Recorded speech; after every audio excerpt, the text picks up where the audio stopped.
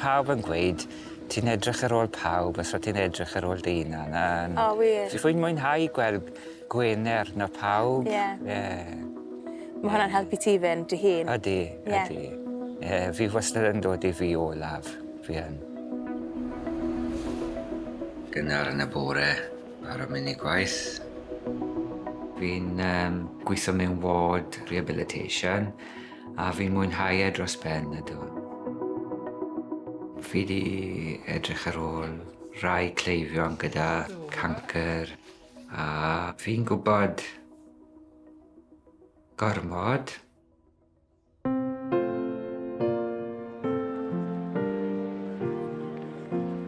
To have and to hold. To richer, to poorer. Sickness and in health. To love and to cherish. To death do us part. Mae Rachel yn goleuo'r lle mae personoliaeth hi'n special. Ty pwy byddech chi'n gofyn ar un cwestiwn, mae'n person special dros ben, ydi. 2019 gath i'r diagnosis bod ydi cancer y fron. Clywed y gair cancer, oedd wedi bwrw stwffyn y ddwy o ni. Ond o'n i wedi gweud bydden ni ddim yn cadw dim byd o'r plant a gweud y gwir.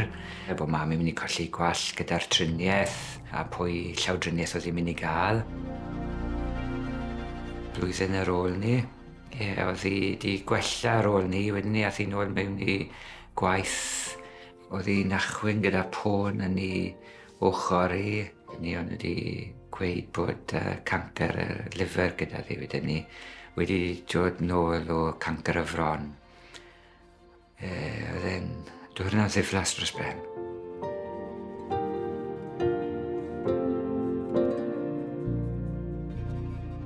Wythnos diwetha wedodd y nyrsys wrthodd hi, os geiff i tair triniaeth nesaf hi bydd yn torri record o chemotherapy yn Singleton.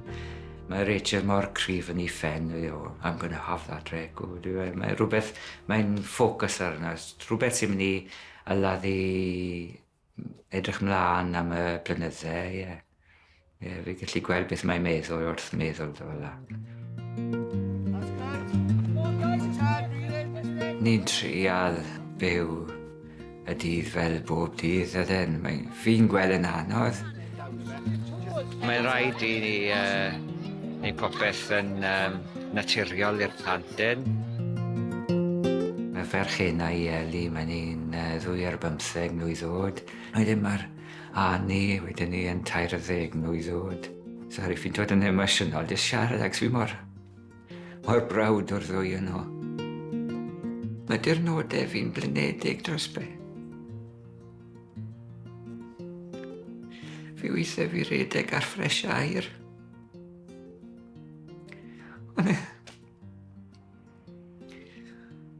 Ond heb y teulu, bydden ni'n stryglan. Nhw yw popeth i fi.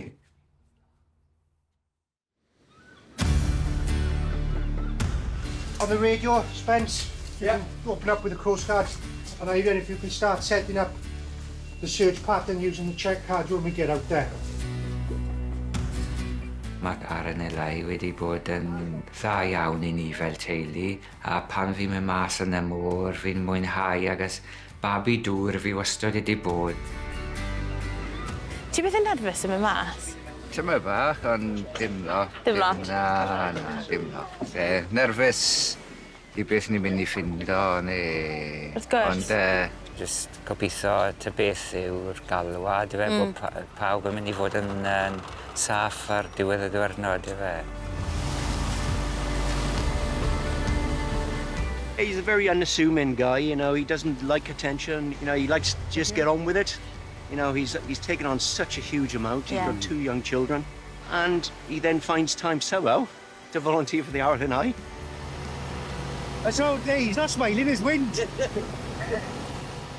We do banter hugely with him. Yeah. We see it as our duty, really, to get his mind away from the rest of things. Absolutely. And that's why he loves coming down, that's why we love getting him out on the boat.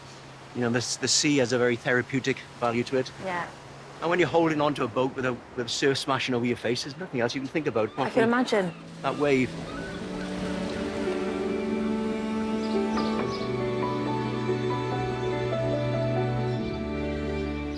Fi'n dod lan i canolfan cancer magis wrth i'r claf i fynd adre. Fi'n neud y llythyron wedyn ni.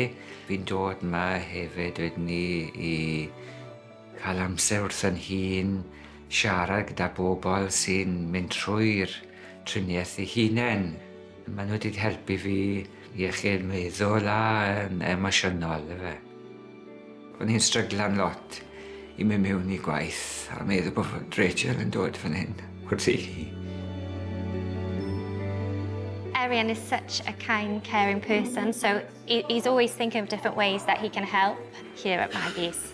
He inspires other people, and we couldn't think of a better person for this award. Fi'n siŵr bydd hwn yn sioc i pawb yn y tŷ nawr.